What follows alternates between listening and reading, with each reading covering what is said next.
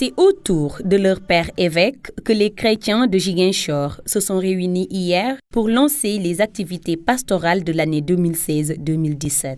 Une messe d'ouverture officielle a posé les jalons pour permettre aux chrétiens de s'impliquer dans cette chose qui leur est commune à tous, la vie du diocèse. Et nous invitons tous les chrétiens pour ce qui concerne les JDE.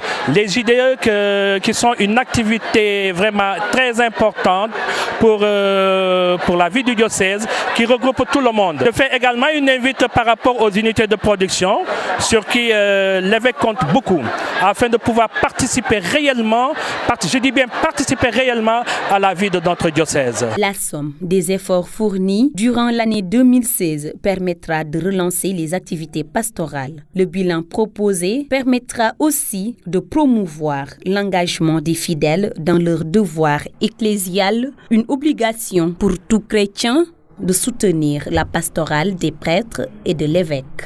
Pour nous, c'est un moment phare parce qu'on se prépare à cela. Prenons mon exemple déjà à travers cette messe. Je me sens déjà actif pour toute l'année pastorale avec tous les événements que vous savez qui à Ziguinchor à travers les kermesses, les JDE, les JMJ et toutes les autres activités ainsi que la Caritas qu'on n'oublie pas aussi. La chrétienté déjà doit être vécue en soi-même. Et donc au fond de nous-mêmes, si on est engagé et qu'on se sent responsable de l'engagement de notre diocèse, du coup on se doit de pouvoir honorer notre obligation. Et vous avez parlé tout à l'heure en fait du denier du culte.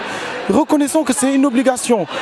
La communauté chrétienne de Ziguinchor a cela de particulier. Une vie diocésaine avec de grands rendez-vous annuels marqués par la messe d'ouverture de l'année pastorale et les JDE, journée diocésaine de l'évêque, pour plus de communion, plus de fraternité et plus de projets soutenus, portés et réalisés entièrement par les fidèles eux-mêmes.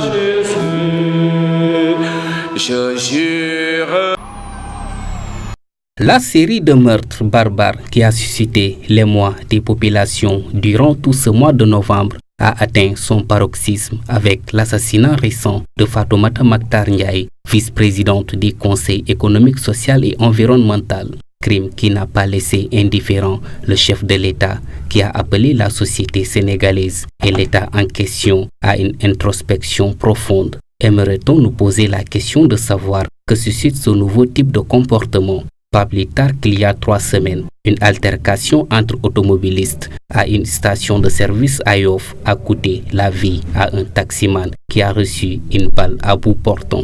Cet homicide avait provoqué le courroux du syndicat démocratique des chauffeurs de taxi qui avait effectué une marche le 3 novembre dernier. Cette affaire n'avait même pas connu son épilogue. Voilà un autre double meurtre commis à une pharmacie de Ndioum dans la région de Saint-Louis. Le vigile et le vendeur de l'officine ont payé de leur vie suite à cet acte ignoble. Cette forfaiture avait conduit le syndicat des pharmaciens à un mouvement d'humeur allant jusqu'à la suspension des gardes de nuit. Toutefois, la liste est loin d'être exhaustive. À l'en croire les statistiques de l'ONG Jamra, 11 personnes ont été tuées en 2 mois. Une situation qui remet au goût du jour la question de la peine de mort.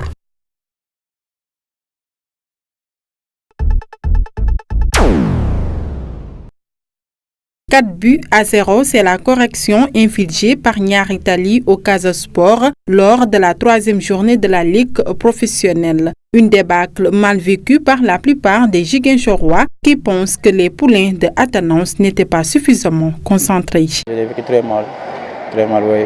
Parce qu'il y a un manque de concentration des joueurs, d'abord, surtout le plan de jeu sur l'entraîneur qui n'a pas bien débuté son match.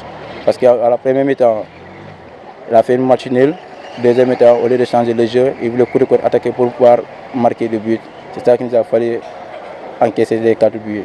Bon, pour moi, c'est une honte, parce que quand on sait que tout récemment, le Niary Tally a battu le Casa Sport à la finale.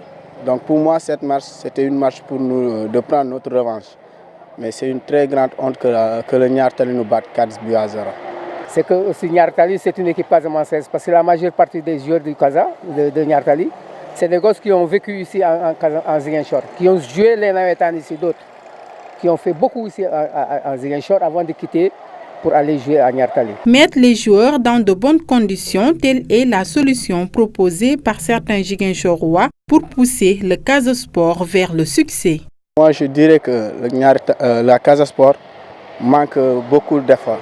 Parce qu'aujourd'hui, quand on sait que le Casa Sport s'affronte parfois à des difficultés de manque de moyens, donc ça fait aussi que ça compte sur le jeu. Parce que si l'équipe n'est pas en bon état de pouvoir jouer ces matchs comme il le faut, donc cela va jouer pendant les matchs. Ce qu'on devrait faire, c'est revoir l'entourage, l'équipe même en personne, revoir les dirigeants, essayer d'appeler une assemblée générale pour voir quelles sont les conditions qu'il faut maintenir pour ces gosses-là. La dernière victoire du Casa Sport sur Niartali remonte en mai 2015. Depuis, NGB est devenue la bête noire du Casa Sport. Ils étaient plus d'une centaine, des syndicalistes, le personnel et des étudiants de l'université Assane Seck à sillonner les artères de la ville de Ziguinchor pour dénoncer les mauvaises conditions qui sévissent dans cette haute institution du savoir.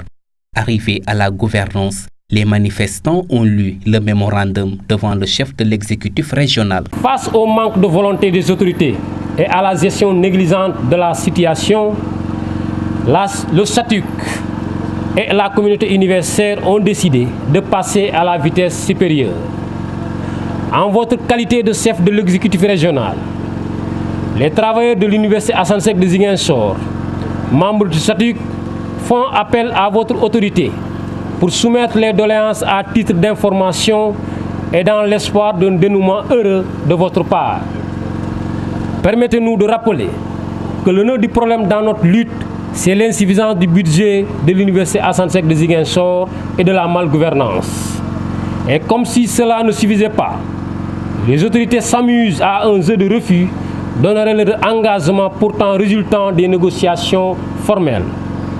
En somme, le SATUC dénonce avec la dernière énergie le non-respect des accords et le dilatoire notoire. Nous disons non, ça suffit.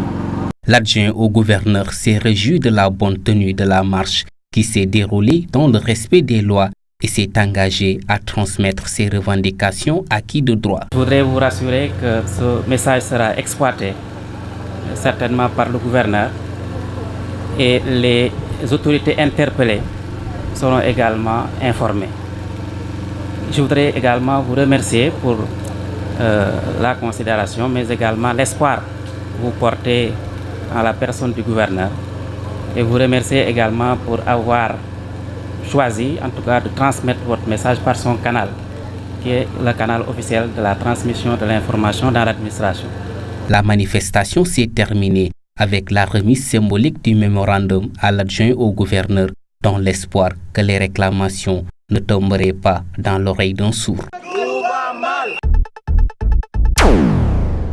Ce 25 novembre est célébrée la Journée internationale de lutte contre les violences faites aux femmes. Plus qu'un simple événement de mettre le doigt sur une plaie qui gangrène nos sociétés et brise la vie de certaines matières. Les femmes en situation de handicap subissent une violence, toujours de la violence, surtout quand elles sont mariées.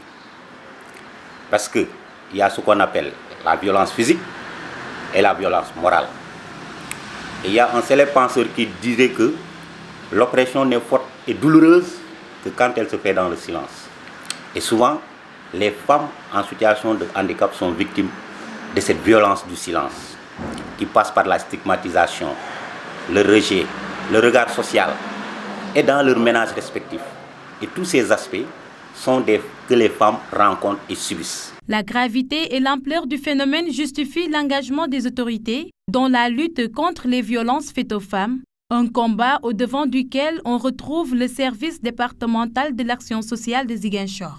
L'action sociale s'occupe de cette tranche de population pour essayer de voir comment donc les accompagner pour que ces femmes puissent vivre le maximum possible et puissent arriver à une autonomisation et pouvoir défendre leurs droits. Aujourd'hui, plusieurs activités sont envisagées par les acteurs de la lutte pour mettre les femmes à l'abri de ces violences. Au moment où les grands-pères, les grands-mères racontaient des histoires, racontaient et éveillaient les enfants, aujourd'hui nous avons des garderies, des écoles maternelles. Au moins que ces valeurs puissent être incorporées au niveau de l'éducation. Parce que les gens n'ont plus le temps au niveau des familles de s'occuper de ces enfants. Je crois qu'ensemble, nous devons nous occuper de nos enfants. Ensemble, nous devons essayer de voir comment chacun peut supporter son voisin. Chacun peut être solidaire par rapport à son voisin. Je pense que c'est cela seulement qui pourrait permettre de diminuer le taux de violence. Le chemin qui mène à l'éradication des violences contre la gente féminine est encore long, d'où la nécessité d'une conjugaison des efforts pour mettre en terme toute forme de violence dirigée contre ces êtres vulnérables que sont les femmes.